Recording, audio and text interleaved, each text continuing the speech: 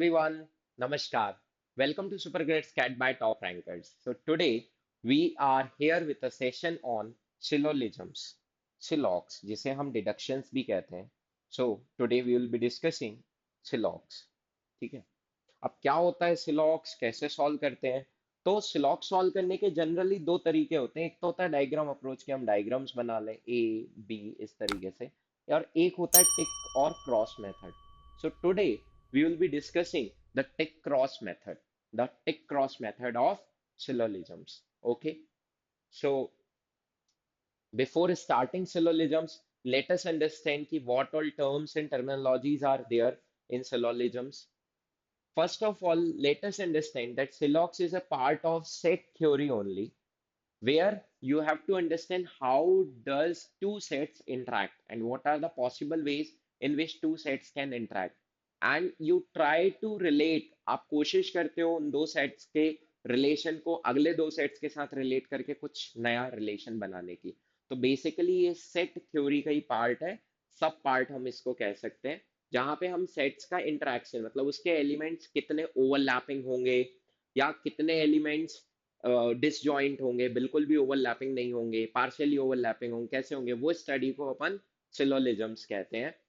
तो उसके लिए पहले समझते हैं सेट क्या होता है. Set is a collection of, it is a collection of well defined elements. ये वर्ड इंपॉर्टेंट है, वेल डिफाइंड एलिमेंट्स. क्यों? क्योंकि अगर मुझे डेफिनेशन ही क्लियर नहीं है तो मैं सेट नहीं बना सकता. सेट के लिए क्या जरूरी है? डेफिनेशन आनी जरूरी है किसी भी चीज की, कि भाई हम उसको डिफाइन कर सकते हैं. जैसे से फॉर एग्जांपल मैं आपको पढ़ा रहा हूं, तो आपको ये सोचने की जरूरत नहीं है कि मैं ह्यूमन हूं या नहीं. आप ऑटोमेटिकली ये बता सकते हो कि आप ह्यूमन हो, क्योंकि डेफिनेशन क्लियर है आपके दिमाग में ह्यूमन बीइंग की. तो आप रैंडमली कोई भी ह्यूमन देखते हो, आप उठा के उसे रख देते हो सेट ह्यूमन में, इस सेट में रख देते हो, ह्यूमन के अंदर रख देते हो, बिना सोचे समझे. ठीक है, तो that is why it is important कि भाई सेट हमारा वेल डिफाइंड कलेक्शन होता है एलिमेंट्स का. नेक्स्ट, डिडक्शंस क्या है? तो डिडक्शन क्या है? सेट्स की रिलेशनशिप को डिड्यूस करना, कि सेट कैसे इंटरैक्ट करेंगे, कैसे एक दूसरे के साथ रिलेट होंगे, उसको हम बोलते हैं डिडक्शन. और यही सिलोलिज्म्स है. ठीक है. नेक्स्ट, अब सेट्स में भी दो ये प्रिंसिपल्स हमें आने चाहिए, म्यूचुअली एक्सक्लूसिव और म्यूचुअली एग्जॉस्टिव. म्यूचुअली एक्सक्लूसिव और म्यूचुअली एग्जॉस्टिव, इन बातों का मतलब क्या है?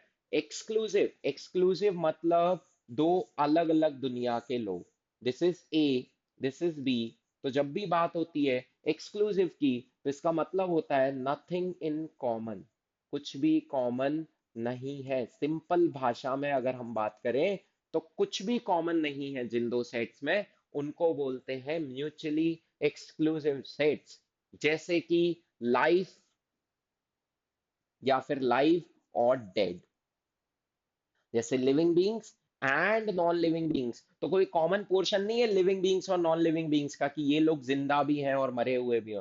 कैप्टन जैक स्पैरो नहीं है सबके सब. ठीक है, कि he is in a state of mortal as well as immortal at the same time, वो नहीं है. तो यहाँ पे अगर हम बात करें तो एक्सक्लूसिव का मतलब होता है जो कभी भी साथ में अकर नहीं कर सकते. जैसे पास के साथ में फेल नहीं हो सकता पेपर में. अगर फेल होना है तो मुझे पास होना छोड़ना पड़ेगा, और पास होना है तो मुझे फेल होना छोड़ना पड़ेगा. क्लियर है? समझ में आई बात? तो एक्सक्लूसिव वर्ड का बस इतना ही मीनिंग है. एग्जॉस्टिव, एग्जॉस्टिव वर्ड का मतलब होता है जो भी दो चीजें मिलके सैंपल को कवर कर लें, वो क्या हो जाती है? एग्जॉस्टिव हो जाती है. जैसे ये मेरा सैंपल स्पेस है, सपोज क्लास, और क्लास में अगर मैं ह्यूमंस में, क्लास में भी मैं सिर्फ किसके ऊपर डेफिनेशन लगा रहा हूँ? ह्यूमंस के ऊपर, कि कुछ लोग स्टूडेंट्स हैं, कुछ लोग स्टूडेंट्स हैं, तो बचे हुए क्या होंगे? टीचर्स होंगे. और ये दोनों मिलके पूरा क्या बना देते हैं? सैंपल स्पेस बना देते हैं. जैसे डाइस का एग्जांपल हम समझते हैं, कि डाइस में या तो 1/2 आएगा, सॉरी, या तो 2 आएगा, तो 2 आने के चांसेस भी कितने हैं? 1/6. या तो 3 आएगा, 3 आने के चांसेस भी कितने हैं? 1/6. तो अगर मैं 1 आने के चांसेस, 2 आने के चांसेस, 3, 4, 5, 6 इन सबको ऐड कर दूं तो कितना बन जाएगा? 1। मतलब सैंपल क्या हो जाएगा? कवर हो जाएगा। तो ये सारे एलिमेंट्स 1, 2, 3, 4, 5 और 6 ये सब क्या म्यूचुअली एग्जॉस्टिव है। ये सब अगर मिला दिए जाए तो डाइस के पूरे आउटकम्स कवर हो जाएंगे, पूरा सैंपल कवर हो जाएगा। क्लियर है? हेड और टेल, तो अगर हेड आया है तो टेल नहीं आ सकता। तो एक तो ये एक्सक्लूसिव भी है, दूसरी चीज एग्जॉस्टिव भी है, क्योंकि अगर हेड आया है या टेल आएगा या हेड आएगा, दो ही चीजें, दो ही आउटकम है। क्लियर है? हेड और टेल के। नंबर सिस्टम की अगर मैं बात करूं, नेचुरल नंबर्स है, तो नेचुरल में से कुछ इवन है कुछ ऑड है। ऑड और इवन दोनों को मिला देंगे तो पूरे नेचुरल नंबर कवर हो जाएंगे दुनिया के। बिल्कुल कवर हो जाएंगे। तो ये लोग क्या है? एग्जॉस्टिव है, दोनों मिलके पूरे सैंपल को खत्म कर देते हैं, एग्जॉस्ट कर देते हैं। तो ये क्या है? एग्जॉस्टिव है। क्लियर है? समझ में आई बात? जैसे प्राइम और इवन, क्या ये एग्जॉस्टिव है? प्राइम और इवन मिला के एग्जॉस्टिव है। सारे प्राइम इकट्ठे कर लो और सारे इवन नंबर इकट्ठे कर लो, क्या इससे सैंपल एग्जॉस्ट हो जाएगा? नहीं होगा, क्योंकि क्या बच जाएगा? 1 बच जाएगा। दूसरी चीज, क्योंकि सैंपल खत्म नहीं होगा पूरा का पूरा नेचुरल नंबर का। दूसरी चीज, क्या प्राइम और इवन दोनों एक्सक्लूसिव है? एकदम से लगता है कि है, पर नहीं है। इन दोनों में कॉमन रीजन है। कौन सा कॉमन रीजन है? टू। टू एक कॉमन एलिमेंट है। तो ये दोनों ना तो एक्सक्लूसिव है, ना ही एग्जॉस्टिव है, ना तो पूरा सैंपल कवर करते, और ना ही इन दोनों में ऐसा कुछ है कि जो कुछ भी कॉमन ना हो। इनमें एक चीज कॉमन है, दैट इज टू। तो वो एक्सक्लूसिव भी नहीं है, एग्जॉस्टिव भी नहीं। अब हम ये टॉपिक पढ़ क्यों रहे हैं? सिलोजिज्म्स, ये कैट में भी उतना डायरेक्टली नहीं पूछा जाता, अब अदर मैनेजमेंट एग्जाम में पूछा जाता है, पर हम पढ़ क्यों रहे हैं? क्योंकि एक प्रिंसिपल कहलाता है मीस प्रिंसिपल, और you can say MECE principle, जो कि आप एक्चुअली जाके IIM में एज अ सब्जेक्ट पढ़ोगे। दुनिया भर की सारी प्लानिंग जो होती है ना, मोस्टली प्लानिंग में यही यूज किया जाता है, और इन्हीं दो टर्म्स पे खेला जाता है। इसका मतलब क्या है? Mutually exclusive but collectively exhaustive. मतलब एक दूसरे के साथ एग्जॉस्ट एक्सक्लूसिव तो है, म्यूचुअली एक्सक्लूसिव की तरह एक्ट करते हैं, बट कलेक्ट अगर सबको करो तो एग्जॉस्ट हो जाता है। जैसे एक सिंपल सा एग्जांपल, हम अगर बात करें टाइम टेबल बनाना, मेरे पास 5 टीचर्स हैं, इतने सब्जेक्ट्स हैं, और टाइम टेबल बनाना है, तो मैं ये प्रिंसिपल वहां पे अप्लाई कर सकता हूँ कि टीचर्स को एक टीचर दो जगह पर नहीं हो सकता। तो मुझे एक्सक्लूसिविटी मेंटेन करनी कि सेकंड पीरियड में वो एक ही क्लास में पढ़ाएगा, फिफ्थ और सिक्स में साथ में नहीं पढ़ा सकता। एक्सक्लूसिव भी मेंटेन करना है, और एग्जॉस्टिव भी होना चाहिए। मतलब एक टीचर अगर दिन में 4 लेक्चर ले सकता है, तो मैं 4 जगह उसको यूटिलाइज कर पाऊं। तो जब हम डेटा का प्रॉपर यूसेज करते हैं, डेटा एनालिटिक्स में जाते हैं, और भी जगह, मार्केटिंग में, हर जगह जहां भी प्लानिंग की बात होती, वहां पे हम इस कॉन्सेप्ट को यूज करते हैं। तो ये उस पर्सपेक्टिव से भी बहुत इंपॉर्टेंट है कि हमें अगर इसकी क्लैरिटी है, will be able to understand and apply there. But अभी के लिए अगर देखें तो हमारे वेन डायग्राम के कॉन्सेप्ट्स बहुत स्ट्रांग हो जाते हैं अगर हम स्लॉक्स प्रैक्टिस करते हैं। दूसरी चीज, हमारी जो क्लैरिटी है about the set and the elements, वो उसकी वजह से भी लॉजिकल रीजनिंग में बहुत मदद मिलती है, इसलिए भी हम इसको पढ़ रहे हैं। नेक्स्ट, प्रोमाइस की अगर मैं बात करूं, यहाँ पे एक और टर्म आता है प्रोमाइसेस।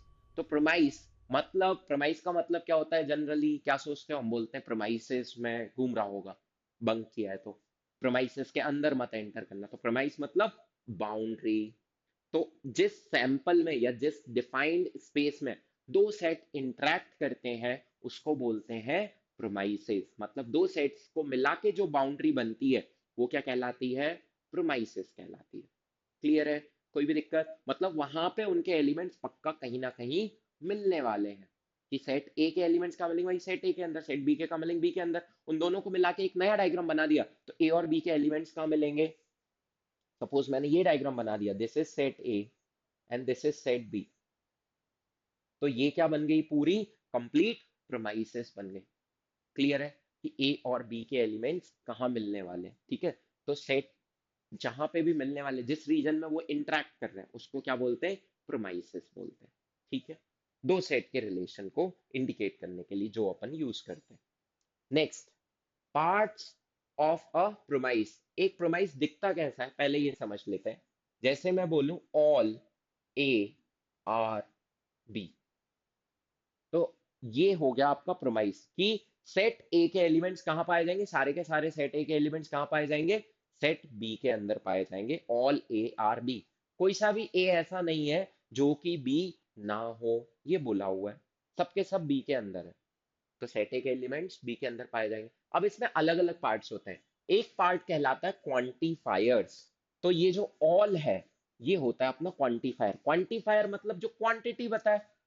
तो ये ऑल जो है वो यहाँ पे क्वांटिटी बता रहा है। क्या बता रहा है? कि सारे के सारे elements, all applies to all. तो ये क्वांटिफायर है। नेक्स्ट टर्म यूज होता है सब्जेक्ट। ये जो पहला पार्ट होता है ना सेंटेंस का या प्रोमाइस का, इसको बोलते हैं सब्जेक्ट। क्या बोलते हैं? सब्जेक्ट। और ये जो सेकंड पार्ट होता है इसको बोलते हैं प्रेडिकेट। क्या बोलते हैं? प्रेडिकेट। हर सेंटेंस में फर्स्ट पार्ट सब्जेक्ट होगा और सेकंड पार्ट होगा प्रेडिकेट। कितने टाइप की प्रोमाइसेस होती हैं? There are various types of promises. तो कौन कौन सी प्रोमाइसेस होती हैं वो भी देख लेते हैं।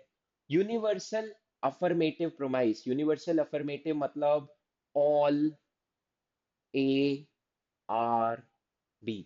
तो क्वांटिफायर डिसाइड करता है कि कैसा नेचर होगा, कौन से टाइप की प्रोमाइस है। तो ऑल क्योंकि सब पे अप्लाई हो रहा है इसलिए यूनिवर्सल। अफर्मेटिव क्योंकि पॉजिटिव इंफॉर्मेशन दे रहा है, अफर्म कर रहा है, कंफर्म कर रहा है, इसलिए यूनिवर्सल अफर्मेटिव कहा जाता है। हम आम बोलचाल में इसको बोल सकते हैं भाई पॉजिटिव प्रोमाइस है, यूनिवर्सल पॉजिटिव।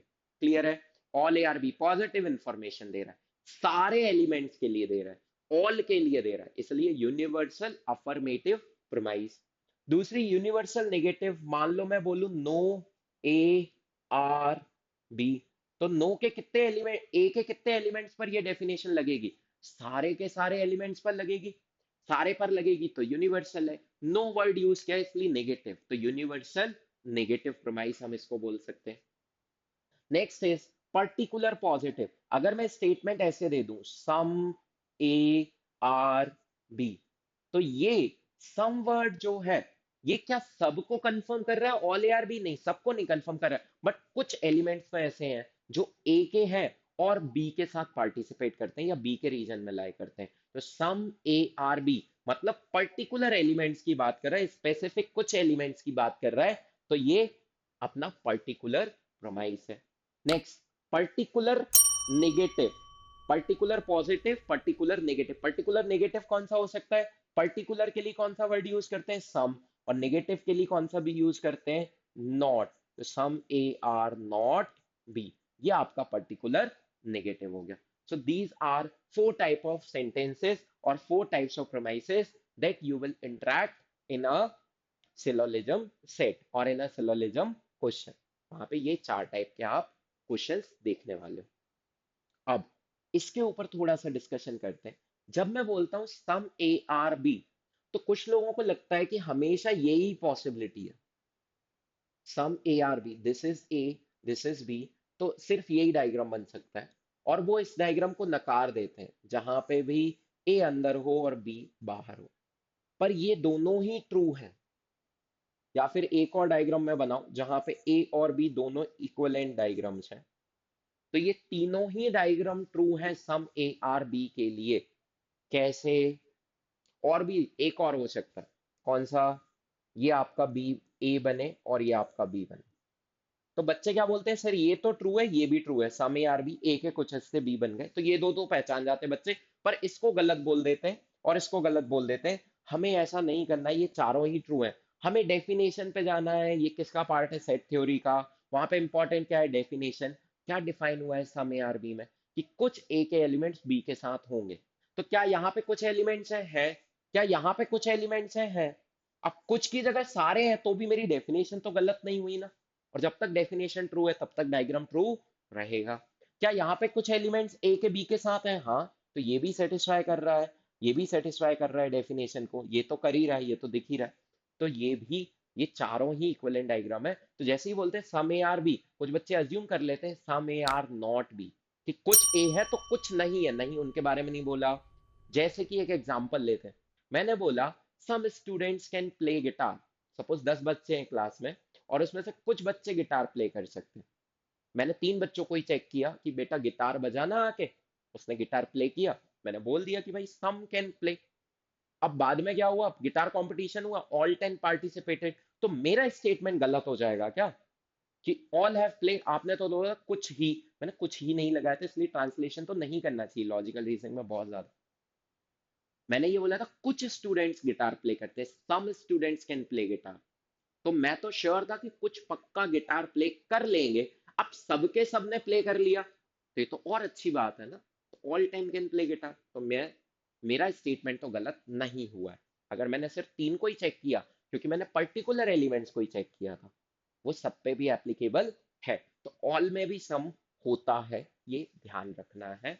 कभी कभी क्या होता है कि हम सम में सिर्फ ये और ये ही कंसीडर करते हैं, पर हमें आंखें खुली रखनी है, अब ये दो डायग्राम भी ट्रू हैं, ये याद रखना है ऑटोमेटिकली। सबसे इंपॉर्टेंट चीज क्या है, खुद के मन से कुछ अज्यूम नहीं करना। जब तक पॉजिटिव इंफॉर्मेशन दी उसका कॉन्ट्राडिक्शन या कॉम्प्लीमेंट अपने मन से अज्यूम नहीं करना। क्लियर है, समझ में आई बात। दूसरी चीज, सम के कुछ भाई बहन है, जैसे एटलीस्ट वो भी सम को ही डिनोट करता है, फ्यू वो भी सम को ही डिनोट करता है, मोस्ट वो भी सम को ही डिनोट करता है, मैनी वो भी सम को ही डिनोट करता है। तो ये सारे स्टेटमेंट्स अगर दिख रहे हैं तो हम समझ जाएंगे कि भाई सम है, सम मतलब पर्टिकुलर प्रोमाइस है। गॉट इट, क्लियर है, समझ में आई बात यहां तक। अब आगे बढ़ते हैं। Let us understand the rules for solving this syllogisms using tick cross method. तो कुछ रूल्स हैं, सिर्फ 7 रूल्स हैं, जिनसे आप इसको बहुत आसानी से टिक क्रॉस से सॉल्व कर सकते हो, है ना। टिक क्रॉस मेथड सीख रहे हैं, हम डायग्राम नहीं बनाएंगे, बिना डायग्राम के सारे आंसर आएंगे हमारे। लिमिटेशन है उसकी भी, कभी कभी जरूरत पड़ती है, वो अपन डिस्कस करेंगे बाद में। लेकिन अभी हम सिर्फ टिक क्रॉस सीख रहे हैं, तो जब भी कंक्लूजन निकालने की बात होगी तो अपन डायरेक्टली क्या यूज करने वाले हैं, टिक एंड क्रॉस मेथड। क्या यूज करने वाले, टिक एंड क्रॉस मेथड। और उसके रूल्स में सबसे पहला रूल जो है वो कहता है there should exactly be 3 terms which implies that there will be a common term in the given two premises। मतलब कैसे क्वेश्चंस होते हैं इसमें, पहला स्टेटमेंट है ऑल ए आर बी, और दूसरा स्टेटमेंट है all C R D.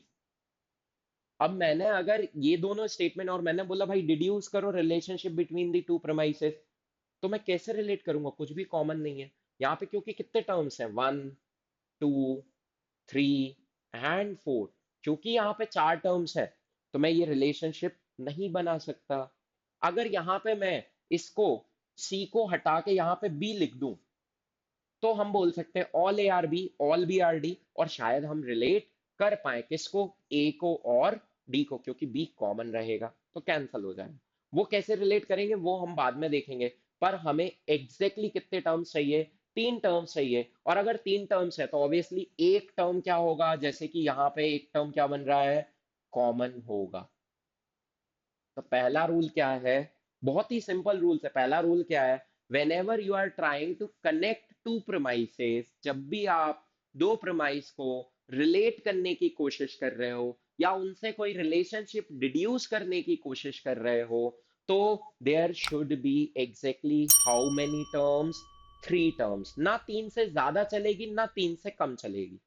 Got it और नॉट। क्योंकि मैं अगर अगले में ए और बी लिख दूं तो वो तो ए और बी का एक और रिलेशन आ जाएगा, पर मैं कुछ नया निकाल पाऊंगा उससे क्या, नहीं निकाल पाऊंगा। तो हमें याद रखना है कितने टर्म्स होने चाहिए, 3। कितना ही सिंपल रूल है यार, 3 टर्म्स होने चाहिए। इसका मतलब एक कॉमन होगी, कुछ तो कॉमन होगी, 4 प्लेसेस है, 3 लोग हैं, तो एक कॉमन होगी। ठीक है, next rule number 2। Rule number 2 क्या कहता है, if both the promises are particular there is no conclusion. कितना ही सिंपल है, पर्टिकुलर मतलब पहला स्टेटमेंट अगर तुम्हें ऐसा दे रखा है सम ए आर बी, और दूसरा दे रखा है सम बी आर सी, तो रूल वन तो फॉलो हो रहा है। 3 टर्म्स है, देखो, 1 2 2 और 3, ये तो दूसरी है ना कॉमन। कॉमन से कॉमन कैंसिल करने की मेरी इच्छा रहती है, और मैं चाहता हूं ए और सी की रिश्तेदारी हो जाए, कोई रिलेशनशिप हो जाए इनकी, ए और सी में कोई रिलेशन डिड्यूस हो जाए। पर क्योंकि दोनों प्रोमाइसेस कैसी हैं, किससे शुरू हो रही हैं, सम से, और सम का मतलब क्या होता है, पर्टिकुलर। तो अब हम याद रखेंगे कि दोनों प्रोमाइसेस अगर पर्टिकुलर है तो आंसर क्या बनेगा? सीधा बिना सोचे समझे आंसर इज नो कंक्लूजन।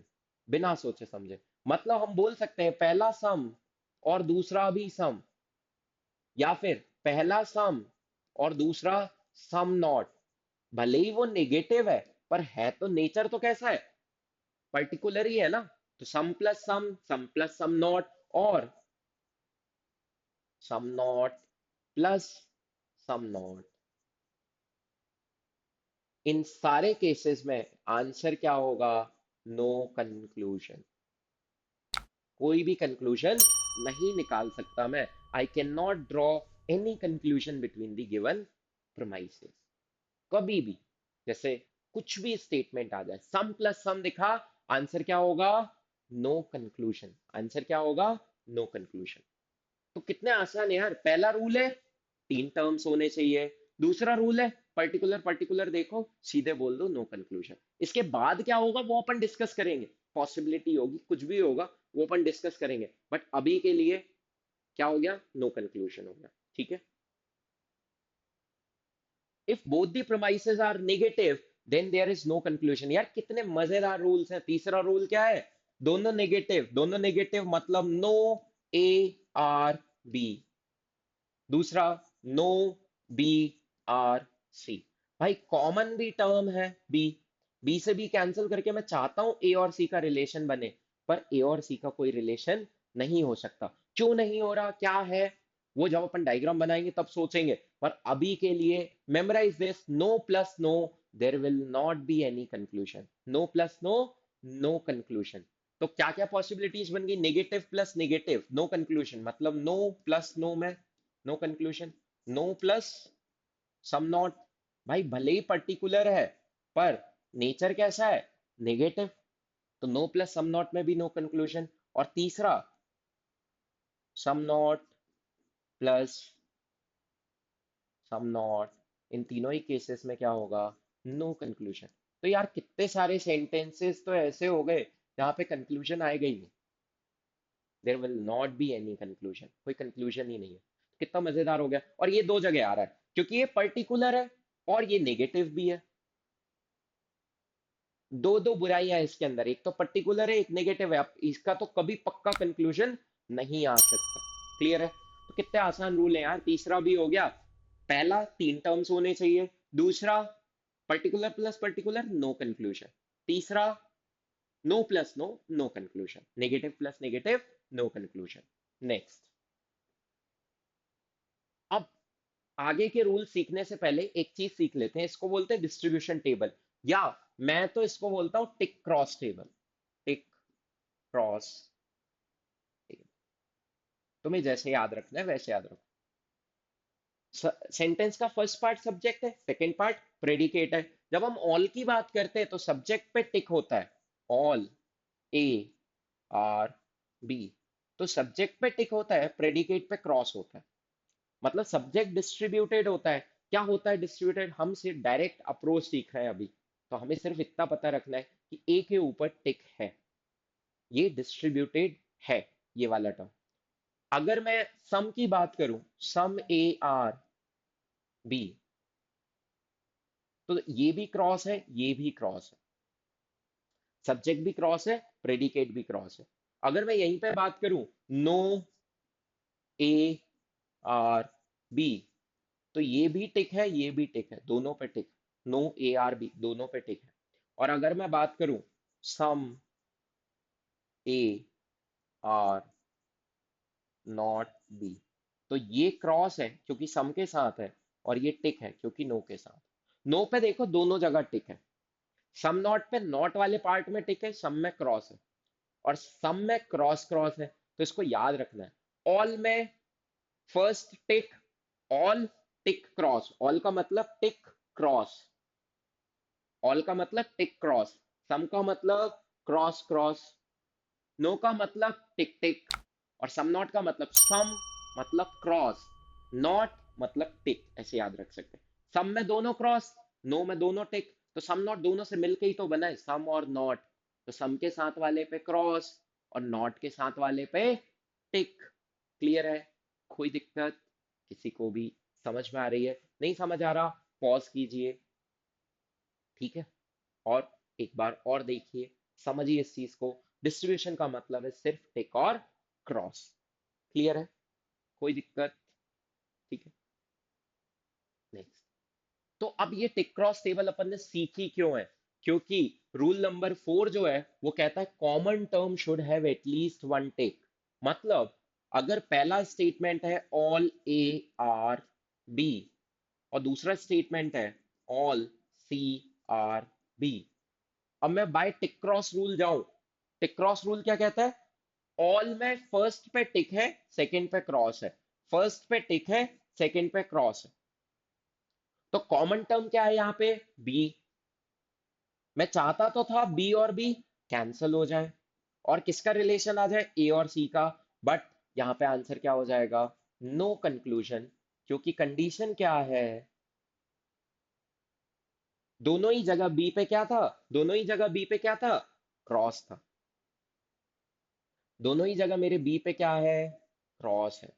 दोनों ही जगह मेरे बी पे क्या है? क्रॉस है। मेरे बी टिक नहीं हो पाया, इसलिए आंसर क्या हो जाएगा? No conclusion. लेकिन यहीं पे अगर ये स्टेटमेंट ऐसे होता ऑल ए आर बी और दूसरा होता ऑल बी आर सी, तो ये पहले पे टिक, दूसरे पे क्रॉस, पहले पे टिक, ऑल का मतलब टिक और क्रॉस, बी पे एक टिक आ गया। क्या बोला था? There should be at least one tick. एक टिक आ गया। अब हम सीधा बी से भी कैंसिल करेंगे और रिलेशन ए और सी का आ जाएगा। क्या आंसर आएगा? All A are C. सीधा answer all A are C. सीधा। क्लियर है? समझ में आई बात? क्यों? क्योंकि मेरे सारे रूल्स फॉलो हो रहे हैं। पहला रूल क्या है? तीन टर्म्स होने चाहिए, ए बी सी तीन टर्म्स है। दूसरा रूल क्या है? दोनों नेगेटिव नहीं होने चाहिए। तीसरा रूल दोनों पर्टिकुलर नहीं होने चाहिए। चौथा रूल कॉमन टर्म एक बार टिक ले ले बस। कम से कम एक बार टिक ले ले तो भाई आ गया ना एक बार टिक। और एक बार टिक आ गया तो आंसर आ जाएगा all A are C. Clear है? समझ में आई बात? बहुत ही सिंपल है। चौथे रूल तक पहुंच गए, सिर्फ 7 रूल है। समझ रहे हो? बहुत ही सिंपल टॉपिक है। फटाफट 5 सेकंड में आंसर आते हैं। और जब रिवर्स इंजीनियरिंग करनी पड़ जाए, मतलब कभी कभी क्या होता है, they give you conclusion and ask you what are the possible promises. जब भी ऐसा हो जाएगा ना और आपको टिक क्रॉस आता है, मजा ही आ जाएगा, क्योंकि you have to just check कि प्रोमाइस डिस्ट्रीब्यूट हो रही है और इससे ये कंक्लूजन बन सकता है, दैट्स इट। डायग्राम में उल्टे नहीं जा सकते, डायग्राम को डिसॉल्व करके वापस प्रोमाइस कैसे बनाओगे? पर टिक क्रॉस में you can go back and trace कि what are the possible promises. Got it? Clear है? So please memorize, keep in mind these 4 rules while proceeding further.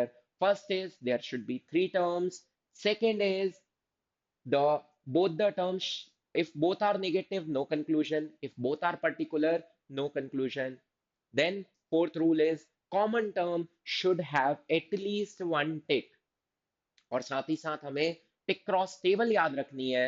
All में पहला टिक, दूसरा क्रॉस, सम में दोनों क्रॉस, नो में दोनों टिक, और सम नॉट, सम में क्रॉस और नॉट पे टिक। Got it? क्लियर है? आगे बढ़े। नेक्स्ट। नेक्स्ट क्या है? रूल पढ़िए, क्या दिया हुआ है रूल?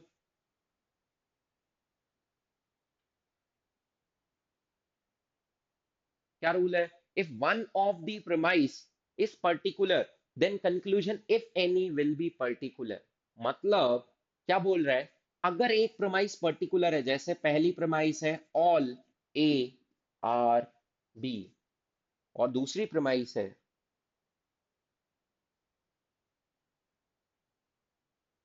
सम ए आर सी, ये अपनी दो प्रेमाइसेस है, all A are B and some A are सी।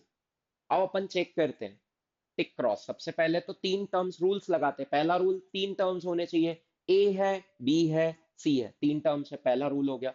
दूसरा, एक पर्टिकुलर है पर दूसरा नहीं है, तो दोनों पर्टिकुलर नहीं है, दोनों ही नेगेटिव नहीं है, तो तीसरा रूल भी नहीं लगेगा। चौथा रूल क्या है? कॉमन टर्म एक बार टिक ले ले। तो चेक करते हैं, यहाँ पे टिक, यहाँ पे क्रॉस। पहले में इसमें सम में तो दोनों ही जगह क्रॉस होता है, क्रॉस और क्रॉस। कॉमन टर्म क्या है यहाँ पे? ए। क्या ए पे टिक आ रहा है? हाँ बिल्कुल आ रहा है। तो ए से ए कैंसिल, आंसर में क्या आएगा? बी से सी का रिलेशन। पर अब रिलेशन कौन सा होगा? क्या बोला हुआ है? If one of the premise is particular. यहां पे ये प्रमाइस कैसी है? पर्टिकुलर है। if one of the premise is particular, yes it is particular, then conclusion if any, जरूरी नहीं है conclusion हो, क्योंकि सम प्लस सम में तो होता ही नहीं है, पर अगर हुआ तो, अगर हुआ तो कैसा होगा? it will be particular in nature. particular मतलब sum b r c, answer है sum b r c, या मैं बोल सकता हूँ sum c r, आंसर है sum BRC, और I should say sum CRB। Clear है? कोई भी दिक्कत किसी को भी? दोनों आंसर हो सकते हैं क्योंकि दोनों ही क्रॉस है, कहीं भी रख लो कोई प्रॉब्लम नहीं है। So this is your rule number 5। Check कर लो ना। और कोई क्वेश्चन? जैसे कि अगर मैं बोलूं ऑल ह्यूमंस आर काइट्स, इसका आपका वास्तविक जीवन से कोई लेना देना नहीं है, और दूसरा बोल दूं सम काइट्स आर पिलर्स, तो क्या बनेगा? Let's check. तीन टर्म्स होने चाहिए, ह्यूमंस है, काइट्स है, पिलर्स है, तीन टर्म्स तो है। पहला रूल हो रहा है। दोनों पर्टिकुलर है क्या? नहीं है। दोनों नेगेटिव है क्या? नहीं है। कॉमन टर्म एक बार टिक ले ले। कॉमन टर्म ने यहाँ पे ह्यूमंस पे टिक लगेगा, काइट्स पे क्रॉस, यहाँ इस पे भी क्रॉस, इस पे भी क्रॉस, तो काइट्स मेरा दोनों ही जगह क्या बन रहा है? क्रॉस बन रहा है। तो ऑल प्लस सम, हमारा मन तो था कि काइट से काइट कैंसिल हो जाए और आंसर कैसा आ जाए? सम में आ जाए, बट अब हम आंसर नहीं दे सकते, तो आंसर क्या हो जाएगा? No conclusion. आंसर क्या हो जाएगा? No conclusion because of rule 4। Clear है? यहाँ पे कंक्लूजन आया बिकॉज ऑफ रूल 5। तो मतलब पुराने वाले सारे फॉलो कर रहा है, उसके बाद अगला देखना, ये नहीं कि सिर्फ यही वाला फॉलो कर रहा हूँ। क्लियर है? कोई भी दिक्कत? कि if one of the premise is particular तो तुम आंसर देने लगो कि सम होगा आंसर, नहीं पहले 4 तो फॉलो करे, 4 से पहले 1 तो फॉलो करे, 2 और 3 तो वो नेगेटिव वाले हैं, तो वो तो हटा ही दो कि उसमें तो नो कंक्लूजन होता है, तो उनको फॉलो नहीं करना, तब जाके फोर्थ पे बढ़ेंगे। ठीक है? क्लियर है? 5 तक पहुंच गए यार, सिर्फ 2 रूल और बचे हैं। तो पांचों रूल क्विकली हम रिवाइज कर लेते हैं, हर एक स्टेप में इसलिए रिवाइज कर रहे हैं ताकि याद रहे। पहला रूल, तीन टर्म्स होने चाहिए। दूसरा rule, if both are particular, no conclusion. If both are negative, no conclusion. There should be a tick, at least one tick on the common term. और fifth rule, if a premise is particular, the answer has to be particular in nature। Clear है? ये अपने छह पांच rule हो गए। Let's move to the sixth rule. What does it say? एक बार पढ़िए आराम से। If one of the premise is negative, then conclusion if any will be negative. अरे ये तो पर्टिकुलर और नेगेटिव में ऐसा नहीं लग रहा होल्ड लगी हुई है। उसने सेकंड रूल बनाया पर्टिकुलर ने, तो नेगेटिव ने थर्ड बना लिया नो कंक्लूजन का। अब कंक्लूजन के लिए भी पर्टिकुलर और नेगेटिव ने ही रूल बनाए। पर्टिकुलर ने बोला अगर एक भी प्रोमाइस पर्टिकुलर है तो आंसर सुन लो पर्टिकुलर दो देना है आपको। ठीक है भाई, मान ली उसकी बात। अब ये बोल रहा है अगर एक भी प्रोमाइस नेगेटिव है आपकी, एक भी सेंटेंस नेगेटिव नेचर का है, तो आपका आंसर कैसा होगा? नेगेटिव होगा। चेक कर लेते हैं। अगर इसने बोला ऑल ए आर बी, और दूसरा स्टेटमेंट है ऑल बी, सॉरी दूसरा सेंटेंस है नो बी आर सी। अब हम क्या करेंगे? यहाँ पे टिक है, यहाँ पे क्रॉस है, यहाँ पे टिक है, यहाँ पे भी टिक है, नो में दोनों जगह टिक होता है, नो इज टिक टिक। ठीक है? तो यहाँ पे कॉमन टर्म के पास एक टिक होना चाहिए था, एक टिक है, बी से बी कैंसिल, आंसर रिश्ता किसमें तय हुआ? ए और सी में। कौन सा वाला होगा? क्योंकि प्रोमाइस का नेचर नेगेटिव है, so the answer will be no A are C, या फिर नो सी आर ए। दोनों ही सही। क्लियर है? कोई दिक्कत? समझ में आई बात? क्लियर है? बोलिए। ठीक है? तो आंसर बनेगा नो ए आर सी या नो सी आर ए। और अगर आपका no A are C valid है ना, तो by default some A are not C भी वैलिड है।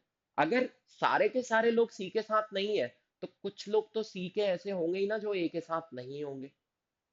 ठीक है। Similarly some C are not A, answer यही है। तो दोनों ये देखो, यहाँ पे भी आंसर का नेचर कैसा आ रहा है, नेगेटिव आ रहा है। यहाँ पे भी आंसर का नेचर कैसा है, नेगेटिव। तो अगर ये वैलिड है, जब तक ये ट्रू है, तो ये बाय डिफॉल्ट ट्रू होगा। ये याद रखना है आपको। क्लियर है? समझ में आई बात? तो देखो, टिक क्रॉस से हमें कोई डायग्राम नहीं बनाना पड़ रहा, सीधा याद रखना है रिजल्ट। क्विकली हम 6 के 6 रूल याद रख लेते हैं। पहला रूल है तीनों टर्म्स होने चाहिए। दूसरा रूल दोनों पर्टिकुलर, नो कंक्लूजन। तीसरा रूल है दोनों नेगेटिव, नो कंक्लूजन। चौथा रूल है कॉमन टर्म एक बार डिस्ट्रीब्यूट हो जाए, हो रही है। पांचवा रूल है अगर पर्टिकुलर है तो आंसर पर्टिकुलर होगा, अगर नेगेटिव है तो आंसर नेगेटिव होगा। छठा रूल। खत्म हो गए 6। Let's move to the seventh rule, which says the term which is not distributed in the premises can never be distributed in the conclusion। मतलब इसका सिंपल मतलब मैं बताऊं तो टिक can be changed to cross or tick, but cross will remain as cross only। Cross हमेशा cross ही रहेगा। टिक को मैं क्रॉस वाली जगह पे भी रख सकता हूँ, क्रॉस टिक वाली जगह पे भी रख सकता हूँ। इसको सीधे ऐसे याद रख सकते हैं। एक सच बोलने वाला, एक सच बोलने वाला झूठा भी बन सकता है, उसको बस एक झूठ बोलने की जरूरत है, तो वो झूठे की कैटेगरी में आ जाएगा। लेकिन एक झूठ बोलने वाला हजार सच भी बोल ले, तो भी वो सच्चा नहीं कहलाया जा सकता, क्योंकि वो ऑलरेडी एक झूठ बोल चुका है। तो cross remains cross, liar will always remain liar, but truth teller जो है वो सिर्फ एक झूठ बोल के भी लाई की कैटेगरी में जा सकता है। तो जहां पे टिक है, जिस टर्म के ऊपर टिक है, वो क्रॉस और टिक दोनों पे बैठ सकता है कंक्लूजन में। पर जिस पे क्रॉस है वो हमेशा क्रॉस वाली जगह पे ही बैठेगा। कहाँ बैठेगा? हमेशा क्रॉस वाली जगह पे। एग्जाम्पल से समझते हैं इसको। अगर स्टेटमेंट है ऑल ए आर बी, और दूसरा है ऑल ए आर सी, ठीक है। अब यहाँ पे पहला रूल तीन टर्म्स है, दूसरा रूल दोनों नेगेटिव नहीं है, तीसरा रूल दोनों पर्टिकुलर नहीं है, चौथा रूल कॉमन टर्म एक बार टिक होनी चाहिए। तो ये टिक है, ये क्रॉस है, ये टिक है, ये क्रॉस है। कॉमन टर्म पे एक नहीं दो दो टिक है, बहुत अच्छी बात। ए से ए कैंसिल। क्या ऑल का कोई रूल है? नहीं है। तो पॉजिटिव प्लस पॉजिटिव, आंसर का नेचर कैसा रहेगा? पॉजिटिव ही रहेगा। आंसर का नेचर पॉजिटिव, तो हमारा आंसर क्या बन सकता है? पॉजिटिव वाले आंसर कौन कौन से? या तो ऑल बनेगा, ऑल बी आर सी, पर ये टिक और ये क्रॉस बन रहा है। अगर मैं ये लिख रहा हूं ऑल बी आर सी, अच्छा उल्टा लिख के देखते हैं, ऑल सी आर बी, तो ये टिक बन रहा है, ये क्रॉस बन रहा है। बट बी का नेचर कैसा है? क्रॉस, तो ये कभी यहां नहीं बैठ सकता, तो ये तो कंक्लूजन नहीं है। यहाँ पे सी का नेचर कैसा है? क्रॉस, तो सी कभी भी टिक वाली जगह पे बैठ सकता है क्या? नहीं बैठ सकता, तो ये भी आंसर नहीं है। अब क्योंकि पॉजिटिव प्लस पॉजिटिव मैच हुए हैं, तो आंसर नेगेटिव तो नहीं आ सकता, आंसर पॉजिटिव ही रहेगा। ऐसा कौन सा पॉजिटिव आंसर है जिसमें दोनों क्रॉस आते हैं? क्योंकि हमें तो बी और सी को रिलेट करना है, और दोनों पे ही क्रॉस हो। ऐसी कौन सी प्रमाइस है? So the answer is some B are C, या फिर दोनों ही क्रॉस है, कोई दिक्कत नहीं है, ऐसे लिख लो चाहे ऐसे लिख लो, सम सी आर बी, ऐसे लिख लो, दोनों ही क्रॉस है, कोई दिक्कत नहीं है। क्लियर है? कोई भी दिक्कत किसी को भी? तो आंसर क्या होगा अपना? ये होंगे। दोनों में से कोई भी दिख रहा है ऑप्शन में, अपन टिक कर देंगे, सम बी आर सी या सम सी आर बी। क्लियर है? एक और एग्जांपल से समझते हैं। अगर मेरा स्टेटमेंट है सम ए आर बी, और दूसरा स्टेटमेंट है नो बी आर सी। पहला रूल, पहला रूल क्या है? तीन टर्म्स फॉलो हो रहा है, रूल नंबर वन फॉलो हो रहा है। रूल नंबर टू, दोनों पर्टिकुलर नहीं है, तो टू वाला नहीं लागू होगा। तीन, दोनों नेगेटिव नहीं है। फोर्थ, कॉमन टर्म एक बार डिस्ट्रीब्यूट होनी चाहिए, एक बार टिक क्रॉस होना चाहिए। तो फोर्थ टर्म चेक कर लेते हैं, यहाँ पे दोनों पे क्रॉस आएगा, यहाँ पे दोनों पे टिक आएगा। टिक आएगा तो ये कॉमन टर्म है, तो कॉमन टर्म क्या है, बी। बी पे टिक आ गया मतलब फोर्थ रूल फॉलो हो गया। अब फिफ्थ रूल क्या कहता है, if a term is particular in nature, if a premise is particular in nature, the answer will be particular। तो आंसर में सम लिखा होगा, कंक्लूजन में आपका सम लिखा होगा। और सिक्स्थ रूल भी फॉलो हो रहा है सेम टाइम पे, फिफ्थ भी फॉलो हो रहा है, सिक्स्थ भी फॉलो हो रहा है। सिक्स्थ क्या बोल रहा है, if a promise is negative in nature, तो प्रोमाइस अपनी बहुत एकदम जोरों शोरों के साथ नेगेटिव है, नो लिखा हुआ है साफ साफ, यूनिवर्सल नेगेटिव है, तो नॉट भी लगेगा। ऐसा कौन सा आंसर है जो पर्टिकुलर भी होता है और नेगेटिव भी होता है, पर्टिकुलर भी होता है और नेगेटिव भी होता है, तो सम डैश आर नॉट डैश, ये आंसर बनेगा अपना। सम डैश आर नॉट डैश, ये बनेगा अपना आंसर। अब सम में ये वाला पोर्शन क्या होता है, क्रॉस, और ये क्या होता है, टिक। बोलिए, अब यहां पे कौन आएगा, जो क्रॉस वाला बंदा है वो हमेशा क्रॉस पे आके बैठेगा, और जो टिक वाला बंदा है वो कहीं भी बैठ सकता है, तो अब उसके लिए सिर्फ यही जगह बची, तो यही होगा। तो आंसर क्या होगा, सम ए आर नॉट सी। इसलिए रूल 7 जरूरी है, क्योंकि सम ए आर नॉट सी को हम सम सी आर नॉट ए नहीं लिख सकते। आंसर क्या बनेगा, some A are not C. Got it और नॉट, समझ में आई बात, कैसे बनने हैं अपने आंसर्स, क्लियर है, ठीक है। एक और क्वेश्चन करते हैं। एक स्टेटमेंट है, ऑल ए आर बी, और दूसरा स्टेटमेंट है सम सी आर नॉट ए। पहला रूल, तीन टर्म्स होने चाहिए, ए बी सी तीन टर्म्स है। दूसरा रूल, दोनों पर्टिकुलर नहीं है, दोनों नेगेटिव नहीं है।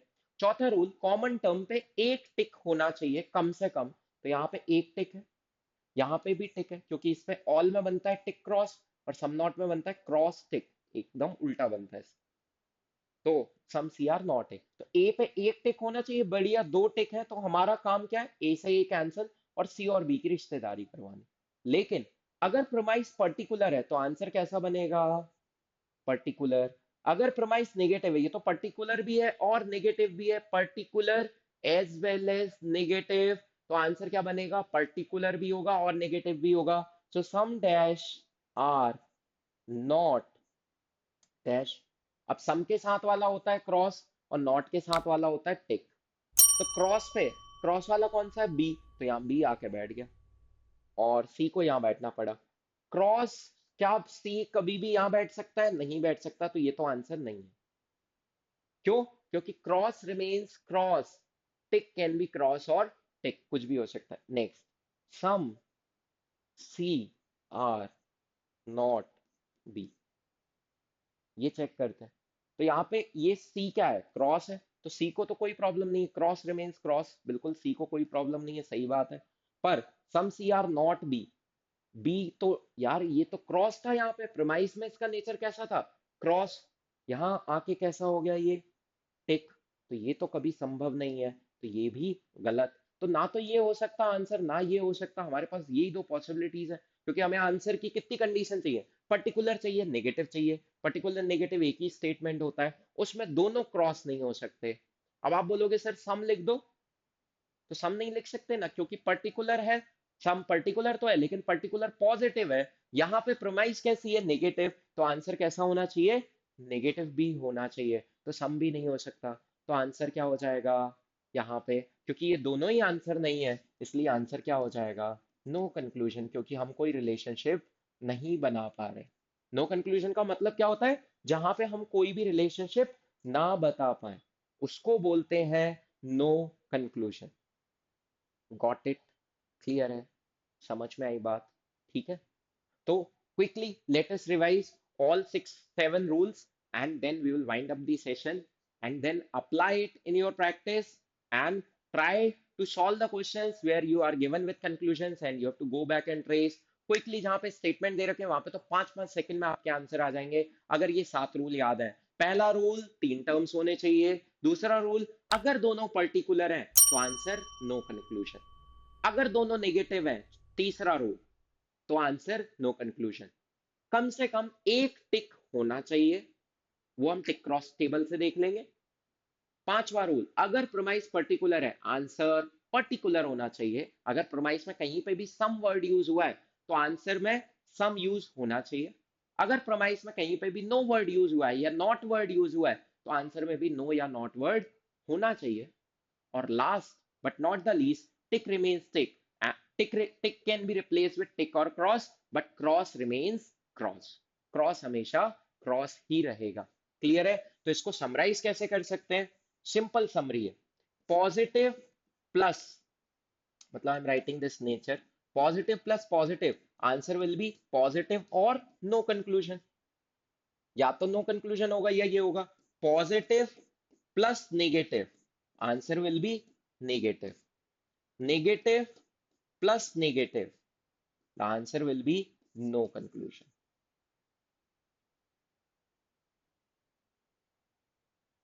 Positive plus negative will be either negative और नो कंक्लूजन, पर negative plus negative no conclusion. ये सिंपल समरी है कि पॉजिटिव पॉजिटिव, अब वो पर्टिकुलर और दूसरी चीज, positive plus particular will have particular positive और नो कंक्लूजन, वो हमेशा मार्जिन है नो कंक्लूजन का। Positive plus, sorry, particular plus negative, then answer will be particular negative और नो कंक्लूजन। नो कंक्लूजन का मार्जिन हमेशा है, नो कंक्लूजन तो कभी भी हो सकता है, पर ये याद रखना है। और particular plus particular, no conclusion. बस इस तरीके से आपको सॉल्व करना है। सिंपली ये टेबल याद रखनी है। पॉजिटिव पॉजिटिव में कुछ तो आंसर आएगा या नो कंक्लूजन रहेगा। अगर आंसर आया तो वो पॉजिटिव ही रहेगा, कभी नेगेटिव नहीं हो सकता, पर्टिकुलर नहीं हो सकता। पॉजिटिव और नेगेटिव में आंसर नेगेटिव आएगा, नेगेटिव और नेगेटिव में कोई कंक्लूजन नहीं होगा, पर्टिकुलर और पॉजिटिव मिलके पर्टिकुलर पॉजिटिव बनेंगे, पॉजिटिव और, सॉरी, पर्टिकुलर और नेगेटिव मिलके पर्टिकुलर नेगेटिव बनेंगे, पर्टिकुलर और पर्टिकुलर नो कंक्लूजन है। क्लियर है? कोई दिक्कत किसी को भी? So with this I would like to take your leave.